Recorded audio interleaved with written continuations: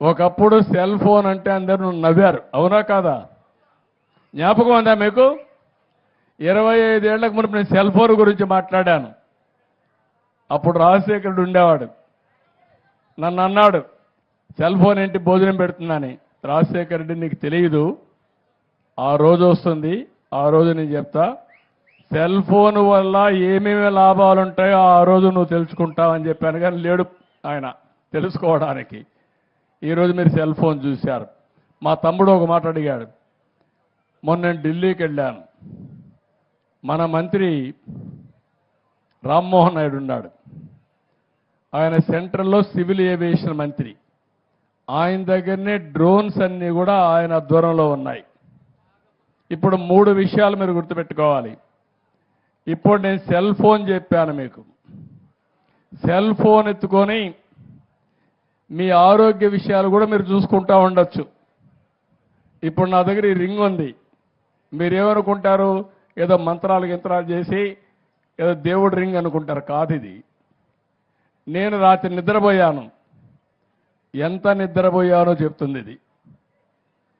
నేను రాత్రి బాడీ ఎంతవరకు మళ్ళీ రెడీ అయ్యింది నిద్రపోయిన తర్వాత చెప్తుంది. అదే మరి ఇప్పుడు ఒక సెన్సార్ వచ్చింది. మీరు తినే వల్ల మీకు ఎంతవరకు గ్లూకోజ్ లెవెల్ వస్తుందో చెప్తుంది. మీ బాడీ మెటబాలిక్ స్కోర్ చెప్తుంది. అది అంటే అవసరమైతే భోజనం చేయడం, లేకపోతే భోజనం చేయకుండా వదిలేయడం, తక్కువ తినడం. ఎక్కువ తింటే ఏమవుతుందంటారు మీరు? ఎక్కువ తింటే ఏమవుతుందంటే షుగర్ వస్తుంది.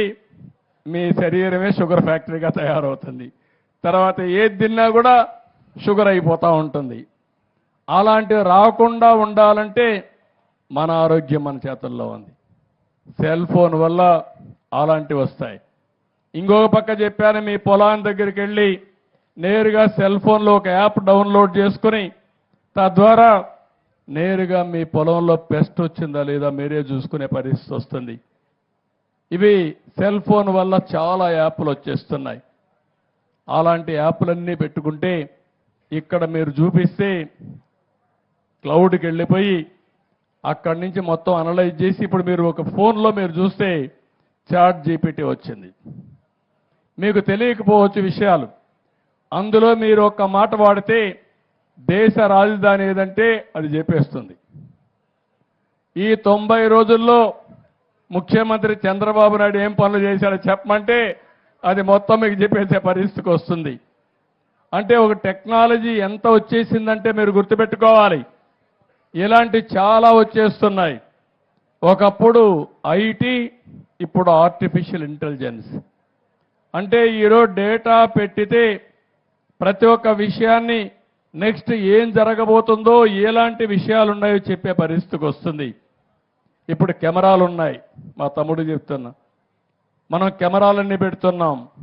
14,000 కెమెరాలు పెట్టాను నేను. ఆ కెమెరా ద్వారా ఎవరైనా రోడ్లో రాంగ్ సైడ్ పోతే ఇది ఐడెంటిఫై చేసేస్తుంది. అదే మరి రాంగ్ పార్కింగ్ చేస్తే రికార్డ్ చేస్తుంది.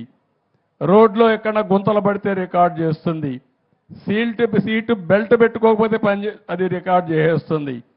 స్పీడ్ ఎక్కువ పోయి యాక్సిడెంట్లు అవుతా ఉంటే ఎక్కడికక్కడ రికార్డ్ చేసి మిమ్మల్ని ఎక్కడ నిలబెట్టక్కర్లేదు, ఫైన్ వేసి మీ ఇంటికి పంపించి ఒకటేసారి. అది కూడా మీరు కట్టకపోతే ఆటోమేటిక్గా రోడ్డు మీదకి వస్తాను ఆ వెహికల్ని సీజ్ చేసే అవకాశాలు ఉంటాయి. అంటే నేను ఒక్క విషయం కాదు, అది ఆ విధంగా దొంగలు ఎవరైనా నోటబుల్ క్రిమినల్స్ ఉంటారు, రౌడీ షీటర్స్ ఉంటారు, వాళ్ళ అన్ని కంప్యూటర్లో ఉంటాయి. ఆయన ఎక్కడన్నా షాప్లో పోతే ఆ షాప్లోకి వచ్చారని పోలీసులు తెలిసిపోతుంది. అక్కడి నుంచి రోడ్డు మీదకి వస్తే ఎక్కడున్నాడో చూస్తానే ఐడెంటిఫై చేస్తుంది. తద్వారా పోలీసు వ్యవస్థ కూడా, ఇంతమంది పోలీసులు అవసరం లేదు, అందుకే చెప్తా ఉంటా పోలీసులకు కూడా, పోలీసులు స్మార్ట్గా పనిచేసే పరిస్థితి రావాలి. విజిబుల్ పోలీసింగ్ ఉండాలి, ఇన్విజిబుల్ పోలీసులు ఉండాలి. ఇప్పుడు అందుకే ఆ తమ్ముడు చెప్పినట్టు డ్రోన్స్ వచ్చాయి. డ్రోన్స్ ఏం చేస్తున్నాయంటే హాస్పిటల్కు మందు కావాలంటే జిల్లా హాస్పిటల్ నుంచి ప్రైమరీ హెల్త్ సెంటర్కి డ్రోన్లో వచ్చి ఇచ్చేసి వెళ్ళిపోతుంది. అదే మరి మీ పొలంలో పంటలో ఎక్కడన్నా పెస్ట్ ఉంటే నేరుగా పోయి చూస్తుంది. అది చూసి పలాంది ఇక్కడనే ఉంది చెప్తుంది.